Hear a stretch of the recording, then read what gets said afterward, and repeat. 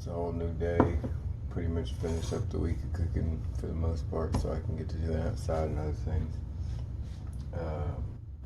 Doing a decent amount of Mexican stuff today, Spanish stuff, Viva La Mateo. And again, we're doing maybe a few porridges. I got some honey caramelized that we'll do a porridge real quick and demonstrate how you add milk to the caramelized honey with an egg in it and make it a little bit more of a custard. But then I'm going to add some rice into it and some other things. So we'll just get started pretty quick. I'm hungry. I haven't had grits in a while. We set this up the other day, and it's just basically grits with I think it was just yogurt. And so I'm going to take these milk fats out because I don't need to consume them. The whey protein is really good for me. And then I'm basically going to cook that fluid. We'll be back. Alright, I got most of the milk fats out. Grits is about 4-to-1 ratio, and that ain't even close, so. Dump my grits in there.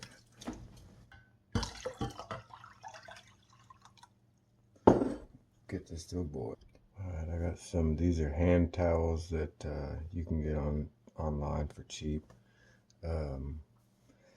You get them in like a 100-pack, and they're pretty much just like a sewed cheesecloth, so I'm just gonna get them boiled to deal with this hanging cheese. Alright, I've been misspeaking from time to time about what ingredients I've been using, like talking about birch bark and other stuff in the tea, so I'll be a little clearer. This mortar and pestle had a little decaf coffee from the ice cream the other day in it, so I threw some allspice berries and salt, a very small pinch of licorice root, and if I can't get it small enough, I'll have to put it in the grinder, but I wanted to see what that would taste like. Alright, so we got that mostly down. I put the skin off of about half of a hawthorn berry in there, just to kind of help with my heart.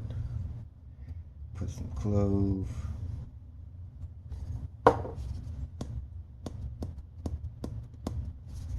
Some mastic gum. Decent amount of cinnamon.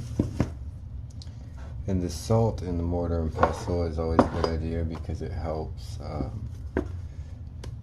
grind your stuff up. So we're gonna add some ginger, whip this up. Alright, so our honey is pretty much dark golden caramelized, about where we want. I'm gonna throw a little bit of this coconut in there.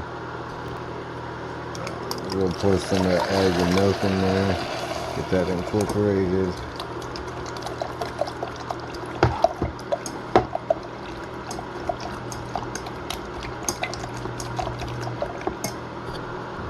Alright, I'm going to add some of this rice that I fermented the other day, and then I cooked it down really well so there's no chance of clumps or like hard spets or anything like that.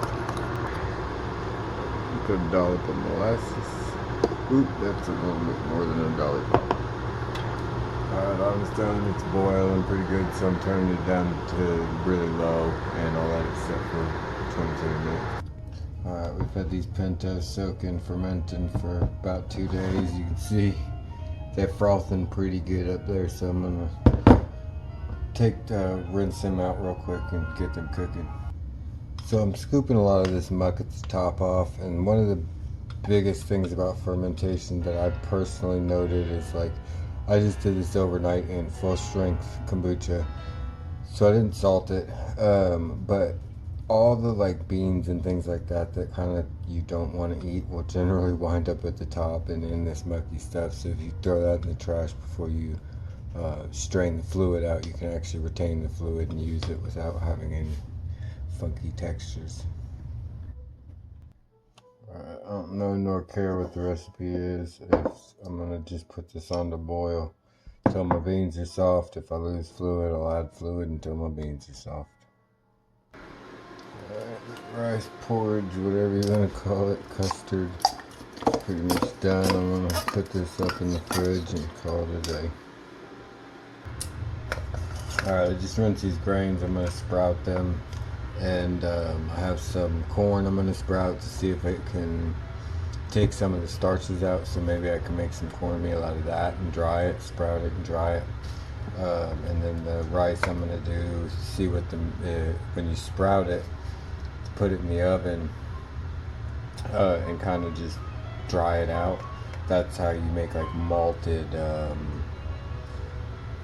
grains or whatever. But if you grind that up and use it for flour, it's supposed to be a lot better for you. So I've sprouted rice before, but I didn't know if it would sprout after fermenting for a day. So I'm fermenting that. I'm going to drain it and throw all these into something to sprout. I have this sealed up in a bag to help increase the moisture. This is our raspberry bread. We're going to put it in the oven to bake. I'm going to brush it with butter. We've dribbled some maple in the pockets to candy. Alright, so from our cheese, look how much whey we got. That's a lot. It is 2 gallons, pretty much it. Earl, I took about 10 cups out, but... Alright. Look at that beautiful cheese ball. I'm going to cut this in half. My mom got me these molds about a year ago, and I use them pretty good. A lot of times I'll set a pan on them and just let them go, but you can pretty much use whatever. This isn't about recipes, it's about using fermentation. Alright, I don't usually use the molds and stuff because it's a lot easier to just throw it in cheesecloth and put a weight on it, but basically generally put some salt down before you put your cheese in the cheesecloth. Alright, so we just basically put the curd in there, cover it up, press it down. Alright. So we get that pressed down about into the shape we need for the mold. So we put some salt on that. We put this over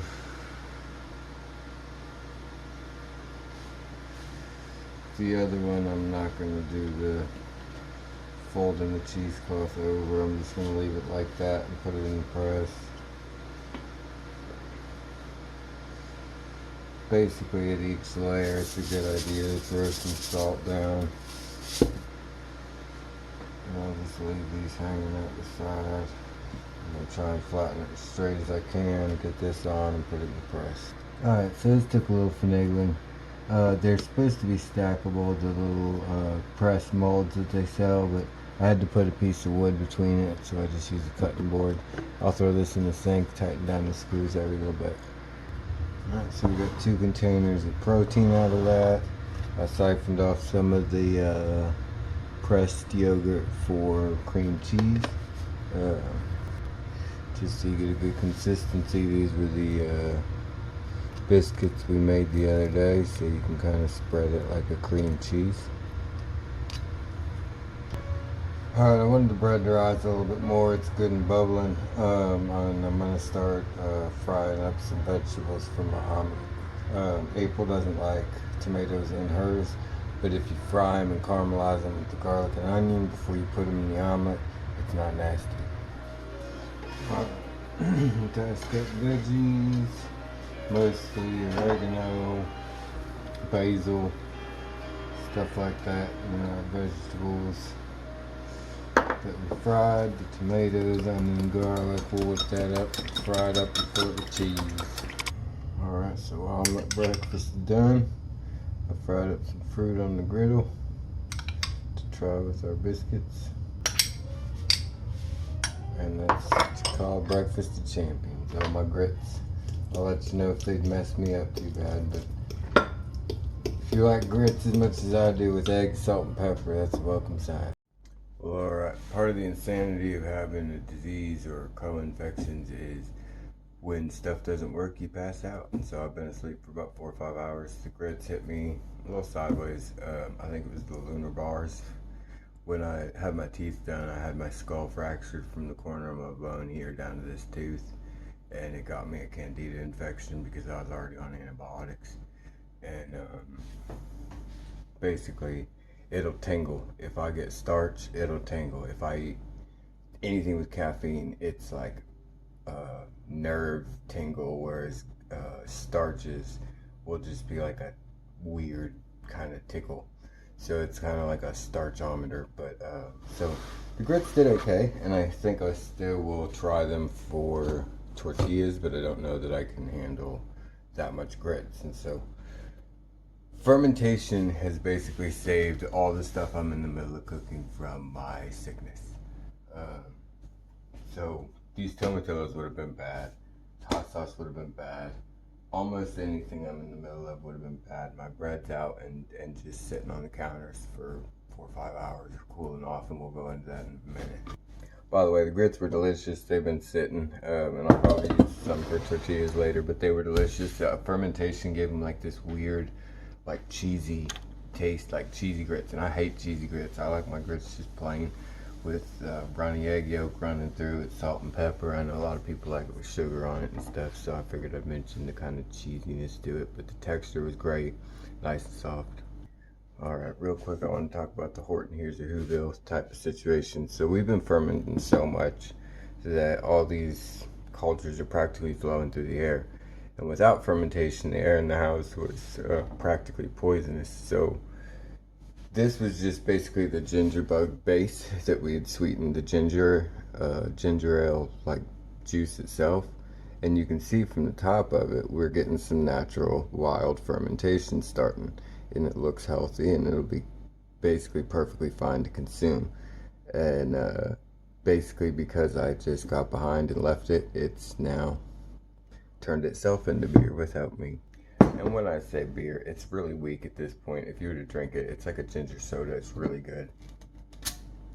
Alright, so we got more corn seeds we're sprouting. And the reason I'm sprouting these corn seeds is basically because I figured the fermentation would make the grits a little bit better, but fermentation doesn't really do starches. Molds do starches, and there's like a koji mold that I have that I want to try cultivating to see if I can't break them down, but well, I lost a little packet for it. But doing this, we're basically just getting the sprouting seeds, and when the seeds sprout, they consume the starch, the amylase in the husks and stuff start converting the starches over to sugar, where starch is generally 2 forms of sugar, or at least one binded to another element. The germination process will actually bring that out, make the grains sweeter, so if you dry them and turn them into flour, there'll be a nice sweet flour. So we're going to give that a shot and see if I can't do grits my own way. Alright, I just want to show how quick and easy this is to use. I use this all the time on cheesecloths. Alright, I got some stuff cut up. This is a fermented rice. I'm going to see if it'll sprout with the rest of these. And then I'm going to get our pintos strained out. They're nice and squishy. And that's the thing with pintos, is they're best to do ahead of time and forget about. They're way better for you if you degas them and ferment them first. But man, they take a powerful long time to cook. Alright, so I'm going to cook down this bean broth to store the beans in. So I want to acidify it and give it some salinity. And we'll cook that down. One of the most fantastic parts about having an induction cooker is you can just set this bowl on it and cook in these, but I do actually tend to use the fluid from the beans when I'm frying up my individual tacos, so I do like a little bit of flavor in it. Alright, so we're going to do our enchilada sauce. I'm going to check the status of the hot sauce. We got some good bubbles, fermentation bubbles here, and I'd say it's about good to be done. Got enough yeast on the top. I could probably leave this for another week. I could leave it for another year if I felt like it, but I'm going to go ahead and blend it up, retain most of that juice, and then I'm going to get all this gunk off the top, strain these tomatillos out, but you can see they've been fermented pretty good, and we'll be right back. Alright, I'm going to start getting this cooked down, this broth cooked down, and get these vegetables cut up, and we'll be right back. I'm dumping it to a cheesecloth to get that last little bit of the fermented calm yeast off, so then we can boil it down. Alright, I had a critter come out, take a bite out of a perfectly good tomato, so I'm going to cut that up, add it to the enchilada sauce, Because personally, I'm not a big fan of green tomatoes, but half of why we get sick, you know, everybody's got their own reasons for being sick. But most of it is caused from habits, habitually eating the same thing or habitually doing the same thing. And so versatilizing your diet will basically give your body stuff that it didn't know it needed previously. So I like to throw these types of things in when they will mix with what the flavor profile is, like enchilada sauce, and maybe get the extra benefits out of it. I will say too though that the grits, though they did kind of hit me of the way the starches usually do in my digestion, they're going through just fine. And where I got Rocky Mountain, I have it managed to a level where they can't see it on a test. But it doesn't mean that things like that don't still agitate me if I start adding them back in. I'm going to get Rocky Mountain on top of the candida stuff I'm dealing with the skull fracture. And alright, so for the salsa, I've diced up some garlic, onion, a lot of hiraji, lemon peppers, a bunch of other different kinds of peppers. I think there's some poblano, cayenne, and I'm going to dump that into the tomatoes. Alright, so I zested some lemon and saved the peel. Juiced 4 lemons basically, and then I'm going to cook the skins down because I'm either making a lemon candy or I'm trying to duplicate an energy bar. But basically, we juiced all that. So we have some lemon juice, some lime juice. We'll mix our sauce up and set that aside. Alright, our bean broth is done enough to add this to. The reason I'm cooking them lemon peels down is the skins to the lemons have a really high pectin content. And when you cook them down like that, it'll basically give you the ability to make kind of a jam. Alright, so green enchilada sauce is one of our favorites. If you look at the ingredients, you got water, green chili pepper, green chilies, modified corn starch, soybean oil, sugar, salt, jalapeno, corn syrup, hydrolyzed corn protein, citric acid, spice, just spice, natural flavor, distilled vinegar, molasses, celery seed extract, garlic, artificial color, and calcium. There's a bunch of crap we don't want to eat in there. And the amusing thing is that they don't even mention tomatillos, but that's the primary ingredient. So I'm going to go ahead and just assume the seasonings are chili, celery seed, cumin, basil, oregano, and some cayenne pepper, and we'll get those mixed in. Alright, so I was cooking down the fermented juices because they're kind of vinegary after the fermenting, so that's useful and helpful.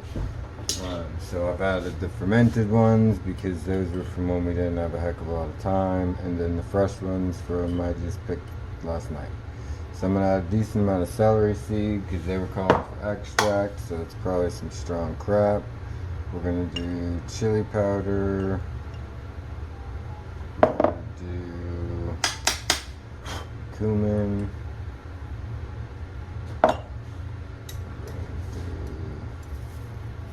oregano, sorry, there's a little bit of our oregano mixed in there. And we're going to do basil. Salt. We're going to do molasses.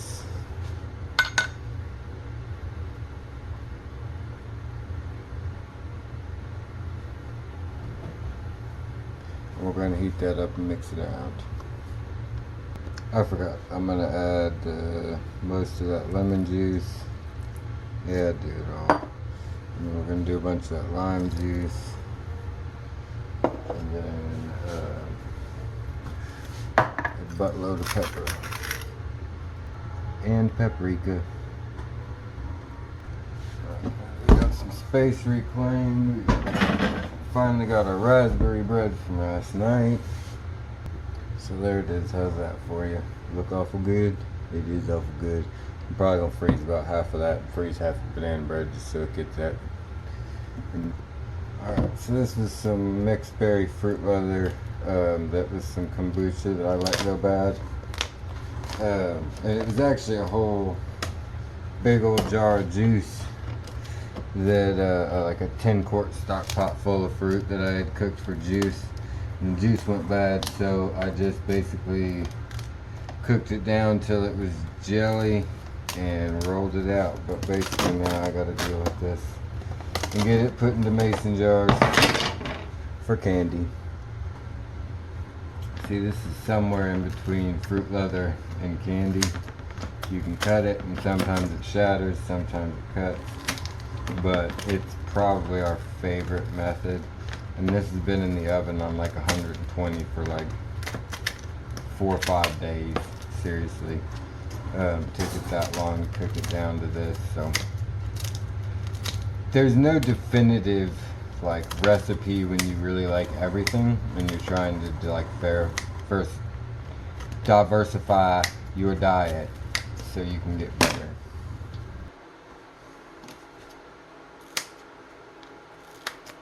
Basically, as far as preservation, my neighbor was like, how long does this stuff last? Because I ain't eating that one you gave me.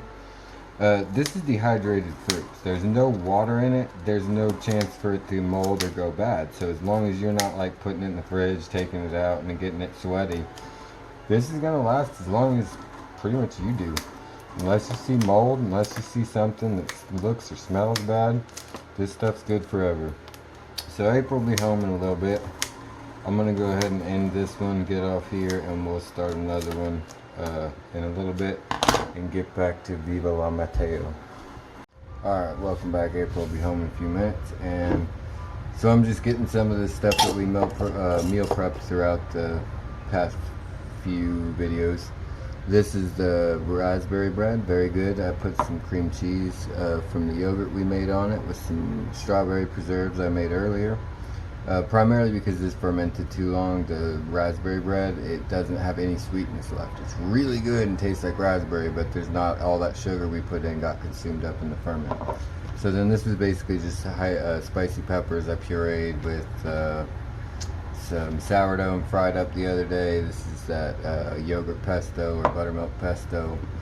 And then this is just our yogurt with blueberries that I'll mix up and enjoy a good breakfast so I can get some work done without crashing. We'll be right back. April came home, brought me some fresh apples, some fresh cherries, and we tried that ginger ale. So this has just been like 2 days. And that's the one that was half open. And this is what I mean about headspace. Gingerbug kombucha will do like 7 days before it's even coming close to having alcohol content. Gingerbug, that thing's rapid.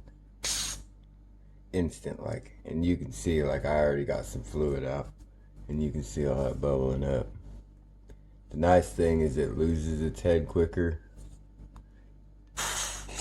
so you can do it again, but you gotta be careful. We'll be back. I'll get cleaned up and get that enchilada sauce back over here. Alright, just for an example, this is the kombucha we set up the other day. We're going to give it a burp and see.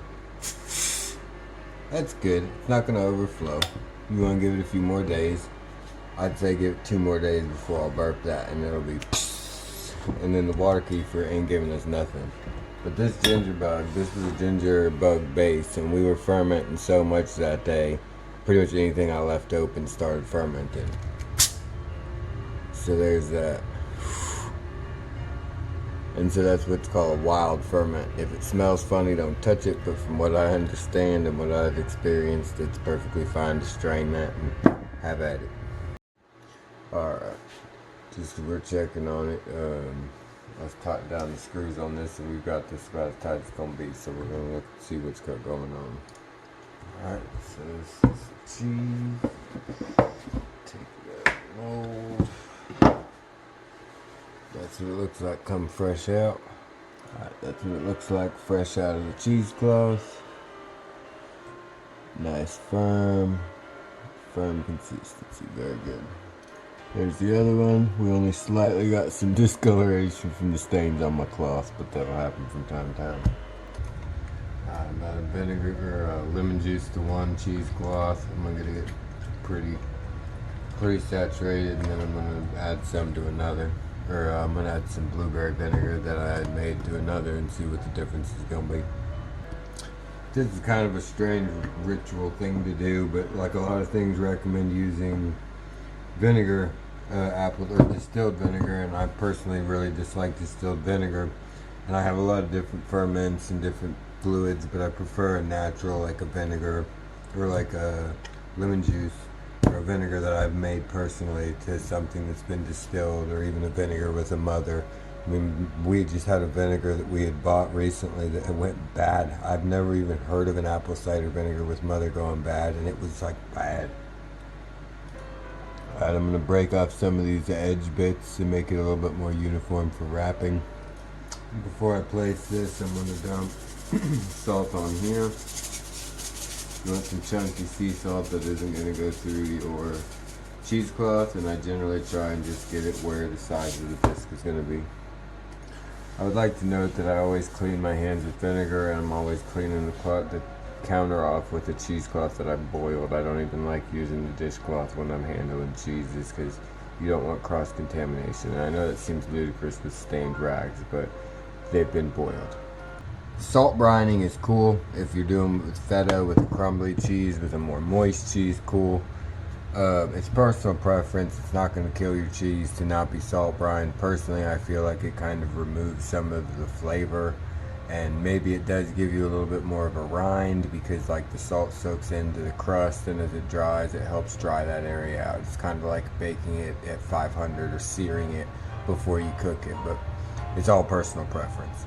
So instead of curing in the fridge, fridges are stinky, nasty places for most people. If you have a very perfectly clean fridge, if you open your fridge, breathe in deeply, it smells like you would eat it, then cure your cheese in there. If not, we'll get into those steps in just a second. I'm going to toast these steak skewers just over the open flame. Alright, we got a good toast on them. Don't be afraid of a little blackening. A little charcoal is going to just help purify the air in there. Keep everything good to go. Be careful of splinters. They will take your favorite plum off if you ain't careful, but I'm careful. Alright, a good way to cut these, measure. You don't need them to be long. Hold your good sharp knife at an angle. Roll the stick until it cuts.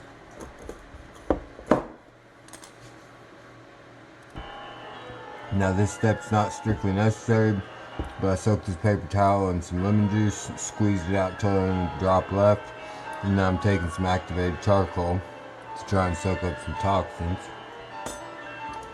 Now fold it in half. Now I'm going to take this scrappy old piece of metal I heated to a white hot blaze, put a few holes in this. I would recommend smelling this one before you do this step. Now take your magic vinegar and vine gar that there.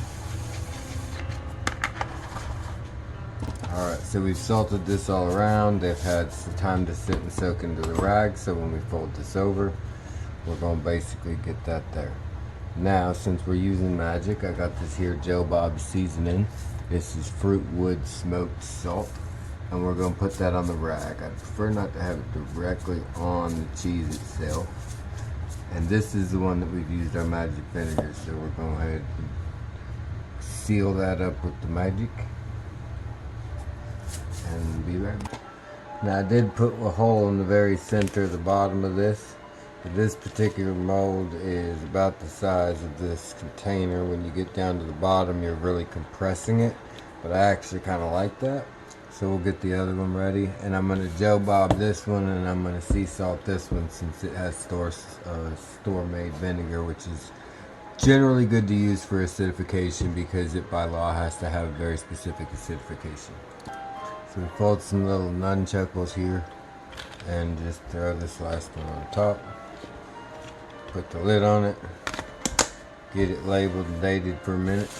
Alright, we've labeled it, set a reminder for our phone. I will note if you got a nasty fridge, maybe do a few more charcoal layers before you risk your health. Make sure you smell everything before you try it. And this is not advice or recipes, it's just random things I have gleaned that were not in the advice the internet had for me, let me put it that way. we gotta get some stuff cleaned up, but a final note, I got my reminder on my phone, and when I look at it, I'll decide whether to do a week or 2 weeks to look at it again. The little bits of cheese you pull off, they're definitely fun little bits of how you learn. Some of them dry up, some of them get stuck between the fabric, and they taste delicious. And so it's a fun thing to tinker with. I would note that I put it in the drawer on our fridge. We have a drawer that you can kind of set the temperature a little lower. And where the drawer is moving in and out all the time, it's better than putting it in my cheese cabinet, because the air motion is going to help dry it out a little bit more. Just a note. Alright, we got our enchilada sauce done here. We're going to run through the food mill in a few minutes. I got some lemons I boiled down. I got some lemon zest over here. What I'm trying to do is replicate this copyright deleted bar here, and it comes ingredients: dates, almonds, cashews, lemon juice concentrate, lemon juice solids, and lemon oil. Most of your lemon oils are going to be in the skins. I got almonds, I got raisins instead of dates, and I don't need cashews. So we're going to do our best to replicate this instead of making candy. My God, there's something alive in here. That was whole oregano that I pulled out of the yard. I will note, because I did get distracted, half of being sick is not screwing your food up when you're distracted. But if you get distracted and it gets burnt, don't scrape it off the bottom. If you feel any resistance, extract everything that is not burnt, and then scrape it off the bottom, return it, and keep cooking. This one is actually perfect though. If you burn it just right or just enough, you get a little bit of that added taste. As long as it's not black, it ain't too bad for you. It makes it smell almost like a, I don't know, just basic barbecue-y version of an enchilada sauce. It's a very deep enchilada smell. If you don't have a food mill like this, all this stuff here is the skins and things that'll mess with your system. And as far as nature is concerned, most of the skins contain the stuff that help convert, using the sun and heat, that convert the organic matter to digestible food. Alright, I am doing chicken, but I'm going to do beef as well. And so I like the base. It smells good, but I'm going to go get some more of these and cook out some trouble. Tomatillos are really fun to grow and learn how to understand, because they're like, you get one like this, and then you'll have a big one that's just plumb empty, like this guy. And then look at that one, that deep purple, beautiful. Alright, I'm rinsing my grains. You can see we started to have some sprouting here, and the rag method is going to require less moisture and stirring up than the bag method. And the bag method, you can see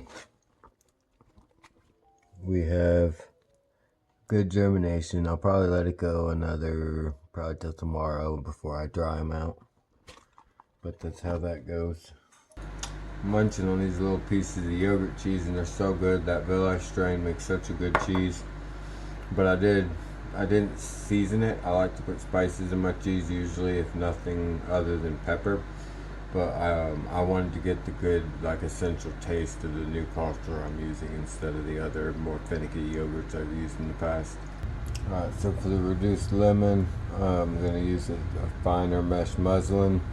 This type of stuff is really personal preference. You'll find different fabrics. I mean, these will be different blankets, pillowcases, and stuff. I just held up to the light yeah, that's a finer mesh than the other. So I'm going to squeeze the pectin out of this. Alright, this pulp is what's left. It's dry enough for me to call it quits. This tastes very lemony with a tart, nasty taste. This tastes very lemony with a fairly decent taste, just no sugar. So this is the texture of what I'm trying to replicate. And if they pretty much just mashed up a bunch of prunes for all the sugars, then I guess that makes sense. So I'm going to grind up a healthy mix of almonds, raisins, and coconut. Adding a scoop of oats. How's that? Alright, so I got maple, a little bit of honey, and some lemon skin. I'm gonna candy. Alright, we got this enchilada sauce. Add this treble. We'll grind it up and be back. So there's pretty much what you pay for when you get enchilada sauce. I'm gonna dip it into that basey stuff over there and call it a day. Alright, that's that enchilada sauce with the base included. And that's not a store-bought enchilada sauce. It smells delicious. Alright, back to lemon duplicate. Since my sourdough starter has been sitting, I fed it. It's frothy. It's really well done. I'm just putting a teeny little dollop in there. And I'm going to add some flour. Alright, and then I pretty much duplicated it with the raisins. Ground up, it pretty much duplicated what he had. But I would have had to cook down this lemon pectin a little more than I would have preferred to for the acid content, and so yeah, we're gonna get that. I actually added a little bit more of the lemon juice to this so I could add some flour and make it actually something I wanted to eat a little bit more.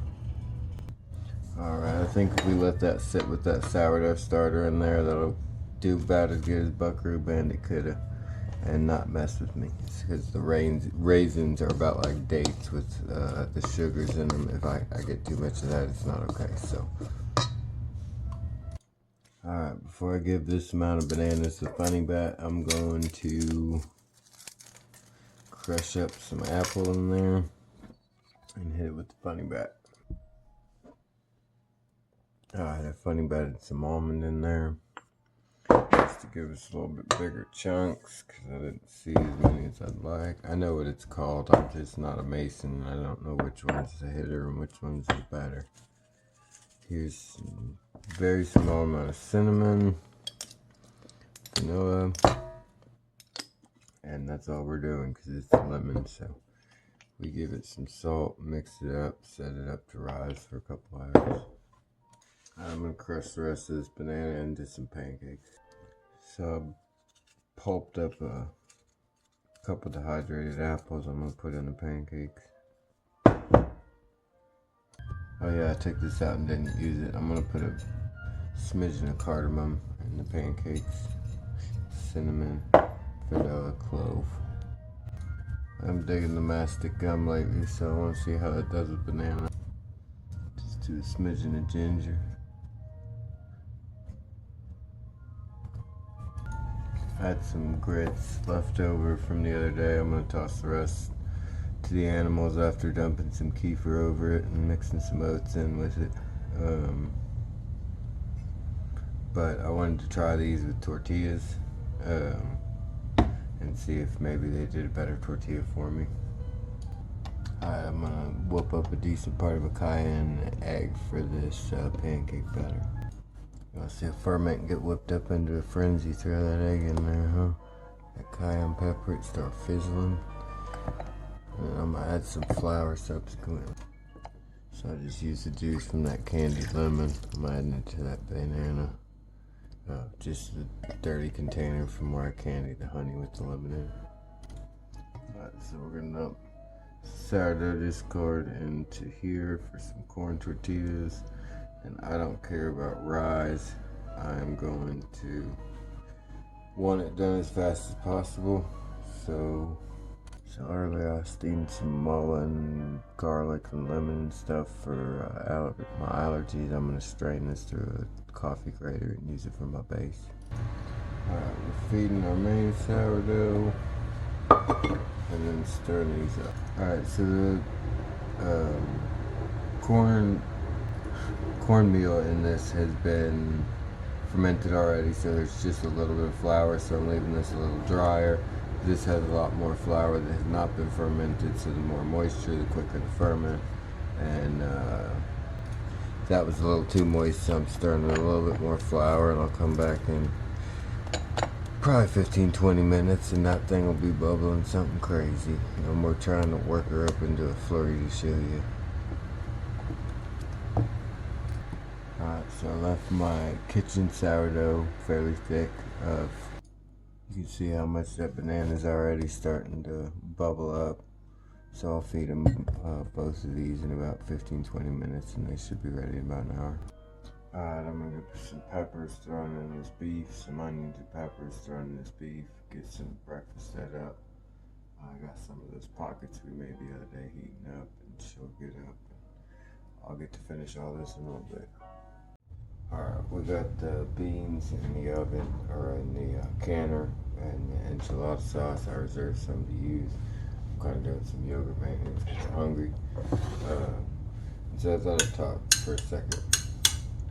Real quick, I'm going to take this pesto, or this basil, add some almond.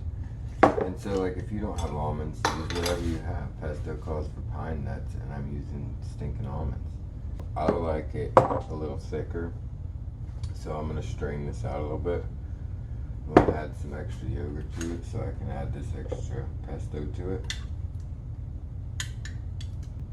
And so the principle of what I'm trying to show is that it doesn't matter how different our bodies are, the ingredients that we have are all the same. The ways we have to process them are all the same. And there's really only like 4 or 5 things. It's just the confusion of like what's in the ingredients from the store.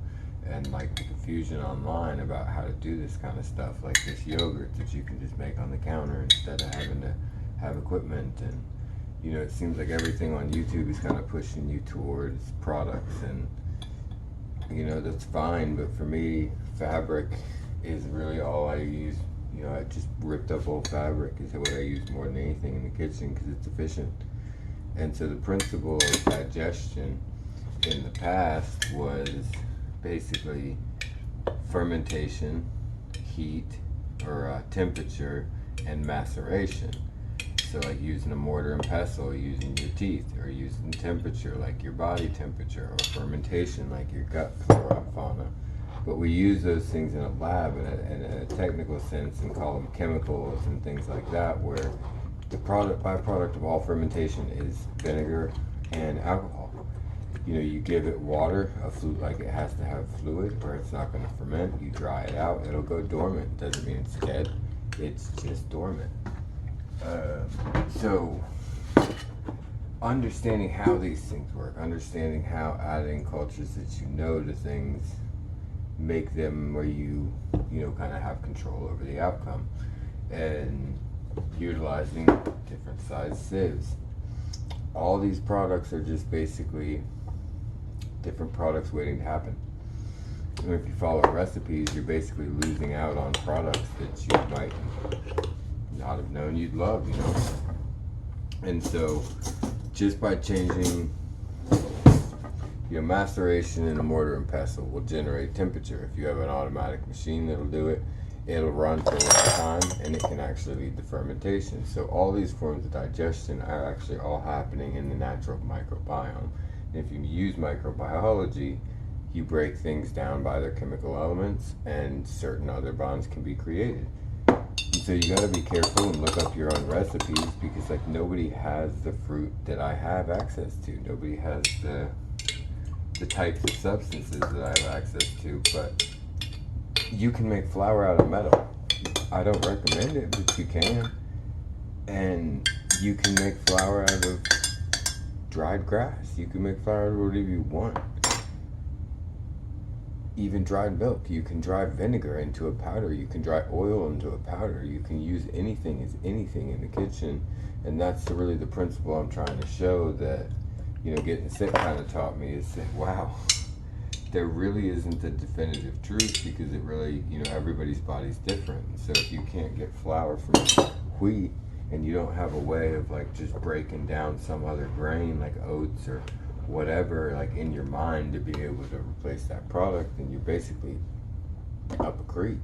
You know, I'm basically just trying to show a way of life that I couldn't find an example of. And you know, if this is interesting to anybody, despite the loud banging noises and stuff, I know there's people out there that want to do this kind of stuff, and I know my wife needs it. So this is what we got to do. And so my wife had a pizza. That pizza crust we made the other night, she can't eat pizza from a pizza joint, and neither can I, honestly.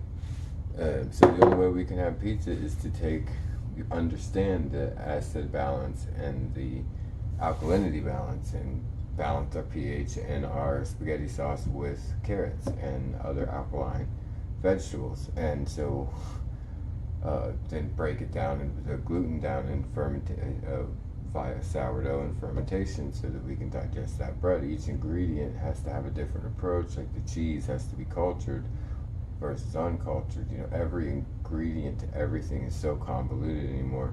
What I'm trying to show is this is just simple crap. You just throw a spoonful, boom, I'm gonna set these on the counter. I'll have more yogurt in a couple hours. That's all the work I did. And I also got some to put in my body. I also got some to put into this pesto. And all it took was going like this with a scooper. So I'm gonna get everything cleaned up and get moving on. So when I first started fermentation, just like what the recipes call for, use fresh ingredients right out of the garden, stuff like that. I would recommend doing that and being very safe. It's just regular carrots from Kroger, where I've been working with cultures that I know all over the counter. I'm gonna throw them in here and kind of reduce the acidity of this yogurt. And I'll definitely be bringing out some of the flavors in that carrots. Then we got our pesto we'll dump in here. So that's one of the bigger things to note is when it seems like it's messed up in the kitchen, a lot of times you forget that it's just chemical elements. You've broken them down. Once they're digested, you can eat them. So you can dry them back out into a flour, make them into a powder. You can do whatever you want, you know. I've intentionally let these go. That's the one I'm gonna turn into a tortillas. It's bubbling and brew like crazy. I fell asleep, I had issues, I've had overflows. But that's part of, you know, really the biggest part of being sick. These things are overflowing and they're broken down. If I put fresh matter in there, it'll dry it back out. Another thing you'll notice, the kind of cyclical nature, you know, we'll go from milk ferments to grain ferments to other things from time to time, like the drinks and stuff. And if I'm digging this, I can just keep this going. Add more yogurt, add more basil, and if I don't want it, throw the yogurt in the fridge for a month, 6 months. It don't matter as long as it ain't molding. And even if it is, scoop the mold off, grab down from the bottom, and start a new one. And as it changes, I can change it by trying different things and adding different hot peppers and carrots and different things I like. I almost put a raisin in there, but I don't think my lady like that too much. So here's a good church one. Carrot salad is usually pineapple, raisins, what's it called? Mayonnaise. So mayonnaise is basically like avocado oil and an egg, a raw egg whipped up. So we're just gonna kind of take the milk fat instead of seed fat, and we'll use kefir because it gives it a little bit of a sour consistency, where mayonnaise has a little bit of a sour consistency. And so I'm just gonna leave that fairly thick. So we have a very small amount of honey, ginger, a teeny bit of ginger, and a very small, like not even a measurable quantity of molasses. And then a spritz of salt. Just a couple sprigs of salt to slow down the fermentation. The longer you plan on storing this for, the more salt you'd want to use, but this will taste real good in a couple days. Especially if when it's after you let it sit for a couple days, you throw it through a cheesecloth like this and then scrape it off and eat it. It's so good.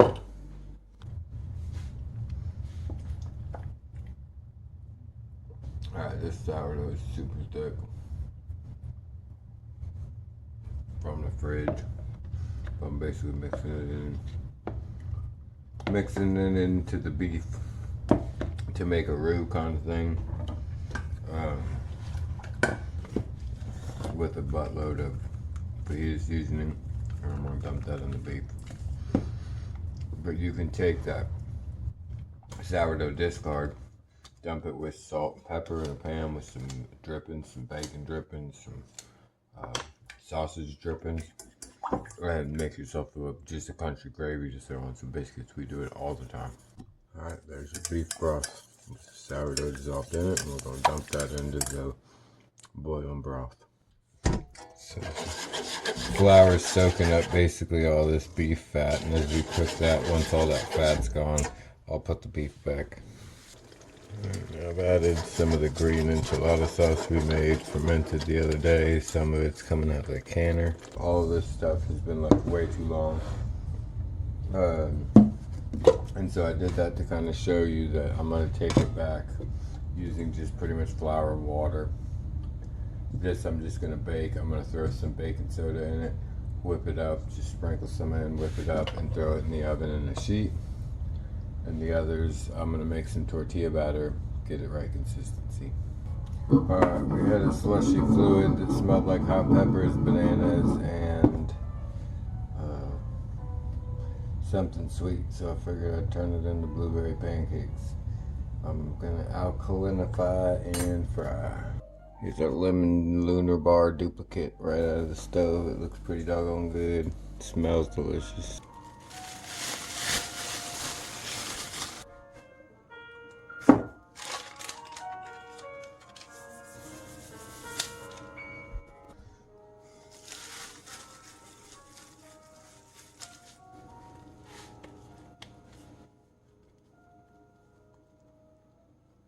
That's pretty much how you form that pocket for the most part if you want to fry up into one.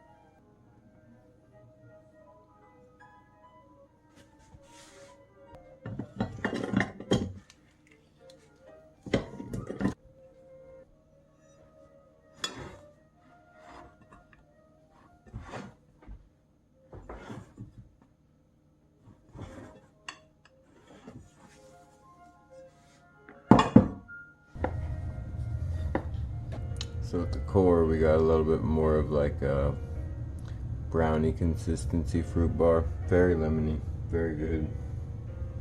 Definitely good.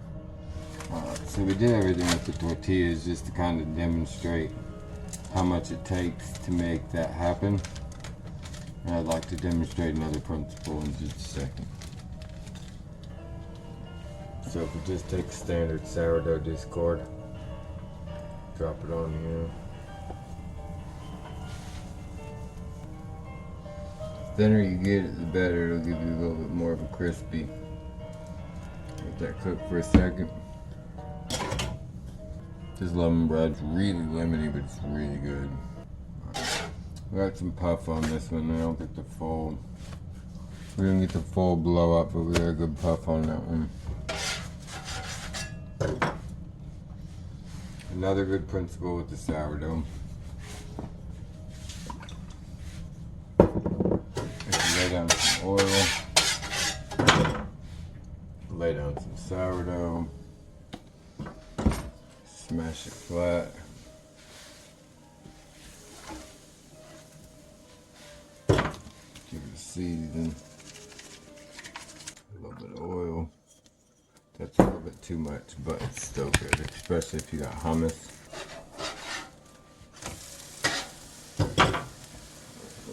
Another tortilla. This way you can also season it. Sourdough tortillas, this one's been cooled off for a little bit. They have a lot of malleability and they tend to keep that malleability for a long time. Where your standard recipe, this is a standard recipe. I still did some sourdough aspect as you saw, and it's got some malleability, but you'll definitely break it a lot easier when it dries out. Especially these corn ones, these are good. This one was thick. This one wasn't too bad for a corn one. This one wasn't too bad for a corn one. So this was another corn one, you can really tell, but it's got a lot of malleability compared to a lot of other tortilla styles. The sourdough seems to give it more rigidity. But full sourdough discard, if you don't cook it for a lot longer, it can be like Leatherface, a little bit rubbery consistency. And so I like to put it on lower and let them cook for a little bit longer, and it'll give them a better cook through and crisp consistency.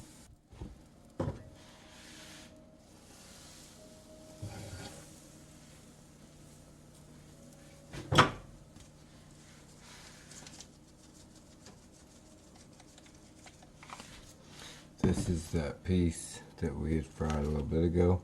And like I said, if you get the fried good, it's like a chip. Very good, especially in hummus and stuff. These, you break them off. So good. I'm not doing nothing else with this, so I'm just going to thicken it up and give it better consistency, put it in the fridge. Alright, so this one I'm probably going to eat tonight. Ow! So it's, I'm doing it till it's done, whereas the Leatherface ones I can put in the fridge and put them back on the grill tomorrow, and that moisture's good, because if I did that with this one, I would need to steam it in order to not break it when I heat it back up. This is another one that's got some malleability when you first take it off, but once it cools off, it's perfect for like ripping and dipping and kind of non-bread or whatever you want to call it. But it takes a powerful long time to cook this daggone thing.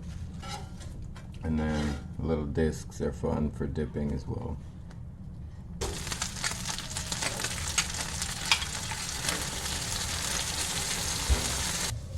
Update on the germination. At this point we need to do it 2-3 times a day, but we pretty much have just a solid root ball, and we can take this and put it in the oven at this point. But I personally have done it at this point, and I want to try and develop some green leaf a little bit before I do that, just to see if I can get a little bit of a sweeter taste. This is the corn. She's all ready to go in the ground. All the starches are starting to break down, hopefully. I'm going to wait till I get a little green on there, because I'm starch sensitive and want to break down all of them completely.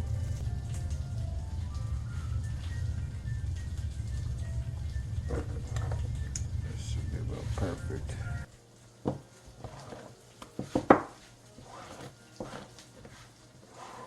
Alright, so we got our pesto basil with a little bit more spice to it, and it's thicker, got a little carrot in there. So you see, you kind of grow the dishes as you like them. You continue to feed them and keep them going while you got the fresh plant, and while you got it in your life. When you don't, you get rid of it. But the whey from that we just separated to thicken it out smells so good. I'm going to use it for something. So we're going to use this pressure cooker to take advantage of the Maillard effect. Alright, so normally I would fully dehydrate these, but they've just been drying in an air drying rack for about a week. So I'm going to throw them in here and keep them for about a week. Shake it up from every few days. I'll give it a shake and see what we get. Alright, we got some dandelions, some basil, some oregano, some sage, some lemon balms. We use whatever you got.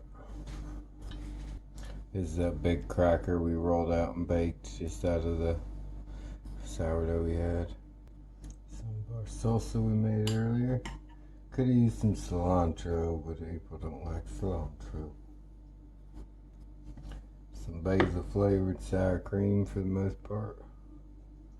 Dip it in, we're going to eat dinner. We got basically months worth of beef, some canned up enchilada sauce, green chili enchiladas, some baked beans, canned up, ready for us for about a month, and some other stuff to try. So I'm gonna log off for a while. I got a doctor's appointment and stuff on Monday, so we'll see how all that goes and see how I'll be back.